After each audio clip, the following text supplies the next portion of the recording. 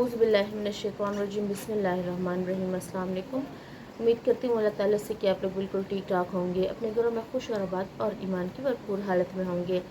क्या इस्तग़फ़ार और दरूद एक साथ पढ़ना जायज़ है या नहीं जायज़? क्या एक साथ पढ़ने से हमारी मुश्किलात दुआएं पूरी हो सकती है या नहीं हो सकती? क्या सही हवाला देकर हमें आप ही समझाएं कि क्या दरूद शरीफ और इस्तग़फ़ार पढ़ने से हमारी सारी मुश्किलात दूर हो सकती है? बिल्कुल हो सकती है। और हवाला ये है कि जैसे मैंने आपसे वीडियो शेयर की थी कि दरूद और इस्तग़फ़ार को इकट्ठा कैसे पढ़ा जाए, तरीका भी हमने आपसे शेयर किया था। लेकिन चूँकि आपकी डिमांड बहुत ज़्यादा थी कि क्या दरूद को और इस्तग़फ़ार को हम इकट्ठा पढ़ सकते हैं, तो बिल्कुल पढ़ना जायज़ है। तरीका कैसे है वो मैं आपको इस वीडियो में शेयर करूँगी। आपने क्या करना है कि जब किसी मसले की हम नियत करते हैं तो ज़्यादा फोकस हम देते हैं कि क्या दरूद को हम पढ़े इस मसले के लिए या इस्तग़फ़ार को पढ़े। लेकिन चूँकि कुछ लोग इस बात पर जोर देते हैं कि इकट्ठा पढ़ना जायज़ है, तो कैसे पढ़े स्टेप बाय स्टेप हमें गाइड कीजिएगा। जी हाँ, बिल्कुल दरूद और इस्तग़फ़ार को एक साथ पढ़ना जायज़ है। जैसे हम पढ़ेंगे सल्लल्लाहु अला मुहम्मद अस्तग़फ़िरुल्लाह। हमने इस बारे में एक वीडियो भी शेयर की थी, उसकी पावर के बारे में भी हमने आपसे शेयर किया था। लिहाजा इस वीडियो में हम दोबारा शेयर करेंगे कि कैसे पढ़े।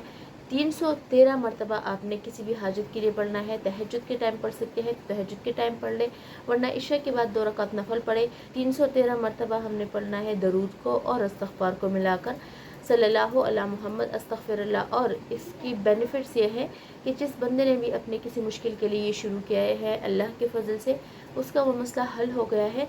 और जिस बंदे ने किसी मकसद के लिए पढ़ा है उसका वो मकसद पूरा हो गया है। जिसने किसी मुश्किल के हल के लिए पढ़ा है, अल्लाह ताला ने उस मुश्किल का हल उस बंदे को दे दिया है। सो लिहाजा हमें चाहिए कि डेली दरूद और इस्तग़फ़ार को लाज़िमन पकड़ ले। चाहे तो आप दरूद इब्राहिमी पढ़ ले, चाहे तो आप कोई शॉर्ट दरूद पढ़ ले। इसलिए इस तरह कुछ लोग पूछते हैं कि हमें दोनों एक साथ पढ़ना है, ताकि हम दोनों एक साथ पढ़कर फ्री हो जाएं। तो आप इस तरह भी पढ़ सकते हैं सल्लल्लाहु अला मुहम्मद अस्तग़फ़िरुल्लाह। चूँकि इसकी बहुत ज़्यादा फजीलत है कि इस्तग़फ़ार भी आ गया, उसमें अल्लाह से माफ़ी भी आ गई, अल्लाह से शर्मिंदगी का एहसास भी हो गया, और दरूद पाक भी आ गया, जहाँ कहा गया है कि डेली ज़रूर आप सल्लल्लाहु अलैहि वसल्लम पर दरूद पेश किया करो। सो लिहाजा आपने क्या करना है कि 313 मरतबा अपने किसी मसले के हल के लिए या किसी मकसद के लिए या अल्लाह की रज़ा के लिए 313 मरतबा पढ़कर आपने हदिया करना है आप सल्लल्लाहु अलैहि वसल्लम को, और दुआ मांगनी है अपने मकसद के हुसूल के लिए। आपने डेली ये करना है, 2 रकात नवाफिल पढ़ने हैं और 313 मरतबा ये जिक्र करना है। तब तक करना है जब तक आपका मकसद पूरा नहीं हो जाता, आपको अपनी मुश्किल का हल नहीं मिल जाता, या आपकी कोई ख्वाहिश, कोई मुराद है वो पूरी नहीं हो सकती।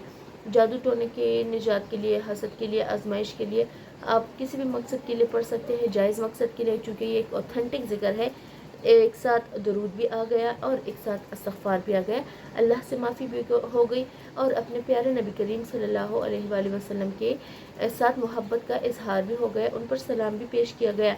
तो एक साथ अल्लाह भी राज़ी, और इंशाल्लाह आप सल्लल्लाहु अलैहि वसल्लम पर दरूद पाक जब हम पढ़ेंगे, सलाम पेश करेंगे, तो आप सल्लल्लाहु अलैहि वसल्लम की भी खुशी होगी। और जब हम उनको हदिया पेश करेंगे, उनको एज अ गिफ्ट ये पेश करेंगे, तो हमसे अल्लाह भी राज़ी होगा और हमारे प्यारे नबी करीम सल्लल्लाहु अलैहि वसल्लम भी। तो बिल्कुल इसका एक साथ पढ़ना जायज़ है। तरीका भी मैंने बता दिया, नफल करके आप 313 मरतबा तहज्जुद में टाइम ये पढ़ लें। अगर 313 मरतबा तहज्जुद के टाइम नहीं पढ़ा जाता तो आफ्टर इशा अपने मकसद के हुसूल के लिए नियत करके नफल कीजिएगा 313 मरतबा सल्लल्लाहु अला मुहम्मद अस्तग़फ़िरुल्लाह, और फिर हदिया पेश कीजिएगा, अपने मकसद के हुसूल के लिए दुआ कीजिएगा। इंशाल्लाह ज़रूर पूरी होगी आपकी हाजात। मुझे और मेरी फैमिली को दुआ में याद रखिएगा। अल्लाह हाफिज़।